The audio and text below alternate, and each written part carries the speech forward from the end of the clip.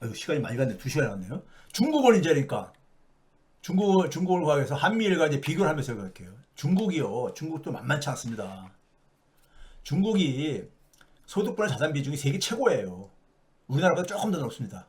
우리하고 막상 막하지만은 우리는 9.3배고 중국은 9.4배니까는 막상 막하지만은 하여간 중국도 만만치 않습니다. 중국도 이거 큰 문제예요. 중국의 자산 소득 격차가 특히 여기도 마찬가지로 2016년 이후에 17년부터 쫙 굉장히 빠르게 올라갑니다. 제일 빠르게 올라가요. 7.1배였던 게 9.4배까지 올라갔으니까요. 그 전에 78년도부터 개방을 본격적으로 하기 전인 90년 정도까지는요, 크게 안 변했습니다. 그러니까 중국이라는 나라는 사회주의 사회고, 사회주의는 기본적으로 공유, 평등 이런 개념이 강한 나라잖아요. 근데 개방을 하면서부터 이게 쭉 올라가기 시작합니다. 올라가기 시작했다가 90년대요. 4.3배에서 4.4배, 4배 있다가 6배까지 이렇게 치고 올라가잖아요. 그렇죠? 그리고 나서 뭐냐면은 이게 이제 완만하게 이제 좀 올라가다가 그러다가 2017년 그래서 제가 이제 글로벌 자본시장 통합에서 자유롭지 않다는 게 돈들이 그러니까 전 세계에 돈들이 중국으로 많이 몰려들면서 이 소위 말해서 자산 특히 부동산 자산이죠. 중국도요. 일로 이제 된 겁니다. 그 지난 10년간 소득 격차 확대를 보게 되면요. 중국이 가장 높아요. 중국이 가장 높습니다. 여기 이제 하늘색이 한국이고 오렌지 색깔이 미국이고 중국이 그러니까 그 중간에 있는 그린 색깔인데 지난 10년간을 보게 되면은 소위 금융위기 이후의 특기라거나 저기 보게 되면은 중국이 가장 증가 속도가 빠르잖아요. 증가 속도가 빠릅니다. 중국도 그러니까 이게 큰 문제인 겁니다. 문제인데 차이가 좀 있어요. 하위 50% 소득 비중 추이를 한국과 미국과 중국을 비교해 봤어요. 한국이 제일 많이 떨어졌고요. 한국이 6.3%포인트 떨어졌으니까는. 올라가도 시원찮은 마당에 떨어졌으니까. 중국이 그 다음입니다. 한 5% 정도 떨어졌고, 미국이 한 2.3%포인트. 예? 물론 그래서 절대적인 규모가 미국하고 중국이 비슷해졌어요. 미국하고 중국이요. 그러니까 미국이 그러니까는 자본주의에서 가장 선진국 중에서 불평등한 나라 중에 하나라고 하는데, 중국은 사회주의 국가라고 하는데 하위 50%의 소득 비중은 비슷해. 참 이게 얼마나 아이러니한 겁니까? 한 나라는 사회주의 국가고 한 나라는 자본주의 중에서 가장 불평등한 나라라고 하는데 이게 중국의 현실입니다. 우리나라는 가장 폭이 많이 떨어진 나라지만요. 한국과 중국과 일본을 비교해 보게 되면은 일본을 비교해 보게 되면은 한국이 제일 많이 떨어지고 중국이 그 다음이고 일본이 그렇게 됐습니다. 떨어졌고요. 그 다음에 순자산의 비중을 보게 되면 하위 50%의 순자산을 보게 되면요. 이것도 중국이 제일 많이 떨어졌어요. 그러니까 시진핑이 뭐냐면은 공동부유를 얘기 안 할 수가 없는 배경인 거야. 하위 50%는 상대적 박탈감이 굉장히 클 수밖에 없는 거예요. 지금 봐보세요. 90년대 중반만 하더라도 이 하위 50%의 비중이 한 16% 정도 됐었는데 지금 6% 정도로 떨어졌으니까요. 굉장히 많이 떨어진 거잖아. 한 10% 정도 떨어진 거잖아요. 오히려 미국은 별로 안 떨어졌어. 워낙 낮으니까는 떨어질 것도 없어서 안 떨어졌다고 해석할 수도 있지만은 워낙 낮으니까 저기 미국은요. 그렇죠? 그러니까 한국도 낮은 편이죠. 5%가 안 되니까는. 그러니까 중국이 절대적으로는 한국이나 미국보다는 조금 높지만은 거의 이제 같아져 가고 있다. 굉장히 빨리 떨어지고 있다 이거예요. 중국도 굉장히 불평등한 사회가 되는 거야. 자산 불평등 사회가. 이게 무슨 사회주의 국가야? 이게 무슨 사회주의 국가냐고요. 그러니까 하위 50% 순자산의 한중일을 비교해도 보게 되면 중국이 가장 높고요. 하여간 이렇습니다. 한중일 중 여러분들께서 화폐 유통 수도를 봐보세요. 재밌습니다. 화폐 유통 수도를 보게 되면 세 나라가 거의 비슷하게 가. 근데 문제는 여러분이 새롭게 제가 보여주는 건데 중국의 화폐 유통 수도를 봐보세요. 중국의 화폐 유통 수도가 지금 세 나라 중에 제일 낮습니다. 일본보다 더 나죠. 돈이 안 도는 거야. 여기도 마찬가지로. 중국도요. 실물 경제로. 이거 중국의 국가 통계를 이용해서 계산한 겁니다. 중국의 국가 통계 후에. 일본보다 더 나죠. 근데 일본하고 비슷하게 진행되어 있잖아요. 한국이 그러니까 그 다음으로 지금 진행되고 있고 세 나라가 다 그러니까는 그래서 제가 일본 패턴과 비슷하다 한 이유가 여기 있습니다. 예? 돈이 안 돌아요, 여기도. 주거 비용도 보게 되면은, 예? 상해, 북경, 서울이 그러니까 제일 높은 나라, 높잖아요. 홍콩과 더불어 가지고요. 예? 소득 대비 주택 가격이. 중국 출산율 수입니다. 중국도 그러니까 많이 떨어졌죠. 떨어졌는데 일본하고 비슷하게 가고 있어요. 중국은요. 우리나라는 굉장히 급속하게 떨어지고 앉아 있고요. 그렇죠? 최근 그래서 이제 성장률을 보게 되면요. 성장률이 최근 그러니까 이게 이제 그 이 한 5년 지난 한 5년 동안을 보게 되면 5%가 무너졌잖아요. 연평균 성장률이 연평균 한 4.7%로 나옵니다. 계산해 보면요. 계산해 보면요. 그러니까 이 연평균 5% 정도라고 한다면 지금까지 떨어지는 속도로 그거 한다면은 남은 기간 이 중국도 남은 기간이 한 최대한 15년이라는 얘기인 겁니다. 예? 최대 15년이야. 근데 우리보다 저는 낫다고 봐요. 왜? 중국은 지금 산업 체계를 선진국형으로 만들려고 굉장히 모방도 하고 하지만은 그런 저기 이 경쟁력을 지금 산업 경쟁력은 상당히 지금 우리보다는 나니까요. 그다음에 중국이 갖고 있는 것은 가계 소비라든가 수출이 별로 그러니까 힘들다 보니까 늘리기 힘들다 보니까 투자주도로 기업들에게 돈 밀어줘가지고 하는 투자 비중으로 가고 있습니다. 투자 비중으로요. 근데 중국 예를 들면 중국의 수출이요. 중국도 수출이 최근 한 3년 동안에 한 2, 3년 동안에 보게 되면요. 안 좋아요. 중국 수출이 과거에 그러니까 엄청나게 그러니까는 세계 저기 WTO에 가입하고 나서 엄청나게 그러니까 전 세계 수출 증가율보다 한 3배 이상 이렇게 진행되다가 그리고 2010년대에도 여전히 그러니까 한 3배 정도로 증가하다가 2022년 이후부터는 그러니까 중국이 그러니까는 해외로 그러니까 그 시장을 그러니까 공격적으로 갈 수밖에 없어요. 이게 이제 우리나라한테 그러니까 굉장히 악영향을 미치는 것이고요. 중국의 세계 시장 점유율 봐보세요. 중국이 2009년도에 세계 1위 수출국가가 됩니다. WTO에 가입하기 전에 세계 6위였었어요. 한 4.4%, 세계 시장에서 한 4.4%였는데 이게 거의 한 9.7%, 한 10% 가깝게 된 다음부터 2009년도부터 계속 1위를 차지하고 있죠. 작년에 근데 이게 2021년도에 정점을 찍고요. 2021년도에 정점을 찍고 꺾이기 시작하고 있습니다. 꺾이고 있어. 네? 2021년도에 15%를 좀 넘기고 나서 15%를 넘기고 나서 꺾이기 시작하고 있습니다. 이거를 중국의 시장 점유율이 그러니까 최근 7월달까지 IF 통계를 가지고 보게 되면 14.5%가 떨어졌는데 이거를 미국하고 한번 비교를 한번 해보세요. 미국이 대단했던 나라입니다. 2차 세계대전 끝나고 1950년 한국전쟁이 일어나기 전에 직전에 25%가 넘었었습니다. 세계 시장 점유율이 4분의 1 이상이 미국 제품이었었어요. 그러다가 70년경에 한 15%가 떨어지고요. 네? 미국이 2위로 추락했던 때가 1990년에 12%까지 떨어지면서 독일한테 밀립니다. 독일한테 밀리고요. 네? 독일한테 밀리고 지금은 2위죠. 중국 다음으로요. 중국 다음으로 2위인데 과거에 2위를 한번 기록한 적이 있어요. 2000년에 다시 2위를 회복하지만은 2010년도부터는 완전히 2위 국가로 전락하죠. 미국이요. 근데 지금 미국이 8.6%, 9%도 안 됩니다. 세계 시장 점유율이요. 네? 그러니까 미국이 저렇게 난리 피는 거예요. 난리 피는 겁니다.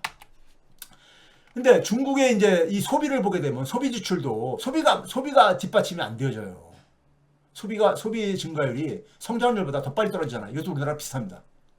굉장히 빨리 떨어지고 있어요. 문제는요. 이거 다 중국 국가통계국 자료입니다. 중국은 통계가 굉장히 해외에서 가는 거하고 틀린데 중국 입장을 가능한 반영해 주기 위해서 중국은 이거 봐보세요. 비금융 기업의 부채 비율이 일본의 과거하고 비교해 보게 되면은 예? 굉장히 그러니까는 부채 비율이 빠르게 증가했다가 조정이 지금 안 이루어지고 있어요. 조정이 최근에 우리 다시 증가하고 있죠. 이건 뭡니까? 구조조정을 그만큼 과감하게 안 하는 거예요. 안 하는 겁니다. 구조조정을요. 네? 구조조정을 과감하게 안 하는 건데, 자 그러다 보니까는 거기다 또 하냐면 제조업 고용 비중이 중국은 그렇게 높지가 않습니다. 높지가 않아요. 어떤 사람들은 제조업하고 산업하고 구별을 못 해가지고 제조업은 산업의 한 부분입니다. 산업에는 제조업만 있는 게 아니죠. 네? 자, 그랬을 때 한국이 지금 현재가 그러니까 16%, 15.5%인데 중국도 거의 근사하게 쫓아오고 있습니다. 예, 근데 별로 많이 중국의 제조업은요 최대 올라갔던 게 2020년대 18%까지 정점을 찍거나 떨어지기 시작하고 있습니다. 8058에 진행되고 있는 거죠. 빨리 일종의 조로 증세를 보이는 거예요. 조로 증세를요. 조로 증세를요. 네? 제조업 고용 비중이요. 그 다음에 자영업 비중을 보게 되면 중국도 만만치 않습니다. 중국은 OECD 회원국이 아니다 보니까는 잘 소개가 안 되는데 한국하고 비슷합니다. 중국은 2019년 통계까지 필요 없는데 예? 이 거의 비슷해요. 한국하고. 그러니까 여기도 마찬가지겠죠. 가계 소비 지출이 뒷받침 안 되게 되면 여기도 일자리가 없으니까는 이런 거죠. 일자리가 없으니까. 그러니까 이게 중국의 주택가격 추이인데 중국의 주택가격이 그러니까는 2021년 3분기에 정점을 찍고 이때는 쫙 올라갔죠. 2016년부터요.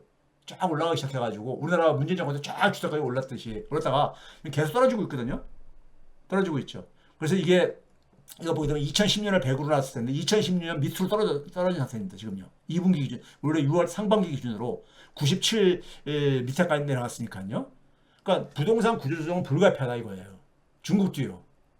지금 진행되고 있는 거고요. 네? 진행되고 있는 것이고.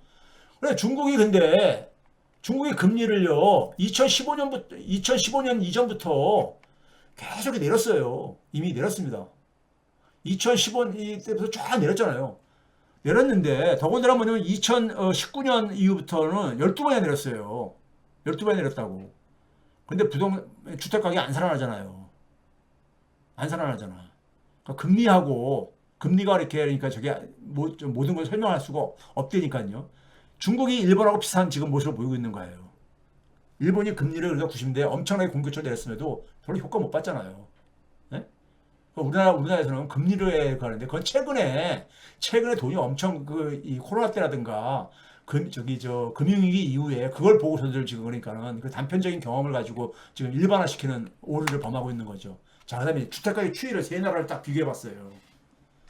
세 나라를 보게 되면요, 여기에 지금 초록색, 그린 색깔이 여러분 화면 잘 보일지 모르겠는데 그린 색깔이 이게 이제 중국이고요. 그다음에 오렌지 색깔이 한국이고, 그다음에 일본이 청색인데 한국은 올라가는 국면에서는 거의 비슷하게 가죠. 일본하고요. 내려오는 국면에서는 지난번에 보여드렸듯이 일본보다 그러니까 많이 빠르게 떨어졌다가 하락 속도가 좀 줄어졌다고. 이게 왜 그렇습니까? 정책 주택금융 투입하고 난 다음에 정책 주택금융의 효과죠. 그런데 상승으로 그러니까 이게 회복 못했다. 이거 전국 주택가격 추이입니다. 예? 서울만 이렇게 가는 게 아니라 한국은 KB부동산 쓴 거고 일본과 중국은 국제결제은행제를 가지고 한 겁니다. 근데 보게 되면 중국은 이제 떨어질 때는 보게 되면은 일본하고 비슷하게 가는데 저거 지금 그러니까 최근에 좀 빨라지고 있죠. 제가 끝에 부분을 보게 되면요. 이걸 좀 자세하게 보기 위해서 따로따로 묶어서 봤어요. 한국과 일본의 주택가격 추이입니다. 지난번에 한번 보여드렸던 거예요. 지난번에도요. 이렇죠. 그 다음에 일본과 중국 봐보세요. 일본과 중국을 보게 되면은 중국이 그러니까는 올라갈 때는 일본이 그러니까 가고 올라갈 때에 비해서 늦게 올라갔지만은 속도가 내려가는 것은 거의 비슷하게 이렇게 흘러가고 앉아있죠. 흘러가고 있죠. 그렇죠?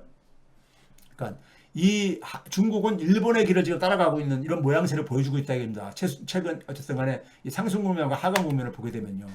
자산 구조 조정을 할 경우에 일본 패턴을 따를 가능성이 높기 때문에 미국 패턴보다는 따를 가능성을 하는데 향후 20년 이상 동안에 이걸 가지고 계산을 해보니까는 지금 성장률이 연평균 2%로 이 기간 동안에 평균이기 때문에 예? 앞으로 그러니까 다음에 2%쭉 떨어지는 게 아닙니다.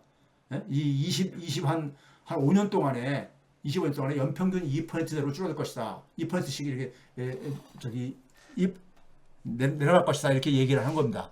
하는 것 때문에 중국 입장 속에서도 그러니까는 중국은 우리는 마이너스 떨어지잖아요. 마이너스 떨어지는 것이고 그런 점에서 중국이 우리보다 훨씬 더 여유는 아직 있습니다. 성장률이 아직 높다 보니까요. 높다는 거고. 중국의 문제를 좀 정리를 하면 이런 겁니다. 굉장히 압축적인 산업화를 했고 중국도 마찬가지로. 그 다음에 그에 따라서 최근에 탈공업화를 직면하고 있다. 예? 이제 이 탈공업화가 21년 이후부터 이렇게 진행되고 있다는 거. 그 다음에 서방의 중국 봉쇄 압력이 계속 증가되고 있고요. 근데 여기 속에서 우리하고 차이 중에 하나가 뭐냐면 산업체계를 진화시키는 총력을 기르고 있습니다. 이게 일본하고 한국과의 차이예요. 그리고 어느 정도 성과도 냈죠. 성과도 냈어요. 일본보다는 성공적이고 한국보다는 물론 더 낫고요. 예? 소위 말해서 플랫폼 이 산업도 만들어냈고 모방을 했든 간에 미국 기업들보다 못하지만은 인공지능도 미국하고 유일하게 경쟁하고 있는 게 중국이고 할 정도로까지. 근데 소위 말해서 영국이나 미국이 구축했었던 자기 완결성을 갖는 산업 생태계 구축에는 아직 미흡하다. 이거를 지금 중국이 최대한 지금 이거를 그러니까 단축시켜서 지금 확보하는 게 저는 중국의 이게 최대 국가 과제라고 봐요. 중국은 사실 내부의 계급 문제보다 이 민족 문제에 이게 온 이게 집중되어 있기 때문에요. 근데 대외적으로는 뭐냐면 글로벌 사우스에서 리더십을 자기가 이제 구축하고 싶은 거죠. 자기가 대장동 하고 싶은 거죠. 그러니까 쉽게 얘기하면요. 글로벌 사우스. 예? 소위 말해서 브릭스라든가 이런 나라들 하면서요. 미국에 대해 서방과 G7에 대해서 하나의 대안으로서요. 하잖아요. 근데 문제는 뭐냐면은 글로벌 사우스 내에서 소위 말해서 브라질이 됐던 러시아가 됐던 중동 국가가 됐던 간에 중국이 그러니까는 또 다른 패권 국가 미국처럼 이거는 원치 않거든요. 인도는 물론이고요. 예? 그런 점에서 이 또 다른 중심주에 대한 경계가 있기 때문에 중국이 그러니까 원하는 방향대로 이게 중국이 이걸 버리지 않으면요. 자기들도 그러니까 패권을 추구하는 것을 버리지 않는다면은 특히 우리나라와 관련해 가지고 동북공정인 이런 거 포기하지 않으면은 대한민국은 중국을 역사적으로 지난 수천 년간 역사 속에서 중국에 대한 경계감이 있어요. 옆에 있는 나라이기 때문에. 중국이 이걸 포기하지 않으면은 뭐 미국하고 니네하고 뭐가 다르냐? 뭐 이런 식의 이제니까 우리가 경계감을 가질 수밖에 없는 거죠. 근데 국내 불평등 진행이 너무 빠르다. 중국은. 이게 결국은 뭐냐면 내수를 굉장히 약화시키고 있다. 이게 중국의 약점 중에 하나입니다. 그러다 보니까는 수출, 투자주도로 그러니까 계속해서 하는데 문제는 뭐냐면 그에 따라서 굉장히 소위 좀비 기업들이 많이 좀비 기업들 정산을 못하고 이게 그러니까는 중국의 생산성을 그러니까 떨어뜨리는 방향이고 구조조정 충격에서는 한국보다는 여유가 있다 이겁니다. 여유가 있다. 왜 그러냐? 아직도 성장률이 우리보다 높으니까요. 근데 문제는 뭐냐면 이거를 일본처럼 더디게 하게 되면은 그만큼 그러니까는 중국 경제도 장기적으로 좀비화되는 것은 일본 경제화되는 것은 그런데 이것의 결정 여부는 산업체계 진화의 성공 여부가 달려 있다고 저는 봅니다. 산업체계 진화 여부. 근데 지금까지는 어느 정도 성과도 냈지만은 충분하지는 않은 것 같고요. 이제 이런 그 상황에 있다는 겁니다. 그래서 중국도 그러니까 성장률이 그러니까 저 한 20몇 년대 가게 되면은 20년대 후반에 가게 되면은 2%대까지 떨어질 것 같다. 하는 것이고 우리나라는 반면에 마이너스로 진입한다는 얘기죠. 마이너스까지 진입할 가능성이 있다는 얘기죠. 우리나라는요. 계산을 해보게 되면요. 그런 점에서 가장 최악의 그러니까는 자산 구조 조정의 충격이 가장 큰 나라는 결국 한국일 수밖에 없습니다. 한국은 끔찍합니다.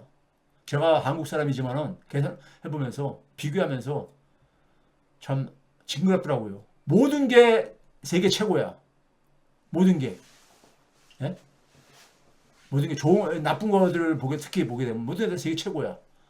선진국가 중에서. 예? 비교 국가들 중에서요. 그 얘기는 결국 뭐냐면 우리가 그동안 사용하던 집이 수명이 다 됐다는 겁니다. 수명이 다 된 거예요. 예? 이 수명이 다 된 거를 계속해서 끌어안고 살아가면은 결국은 우리한테는 그러니까 재앙이 올 수밖에 없다는 얘기인 거죠. 자산 구조조정 충격 속에서 우리는 굉장히 그러니까는 경착륙, 사실상 그러니까 우리가 어떤 분이 경착륙이라는 제가 표현을 쓰니까 경착륙이 아니라 이미 붕괴됐습니다 그러는데 경착륙이라는 게 바로 그겁니다. 붕괴를 얘기하는 거예요. 표현이 다른 게 아니라.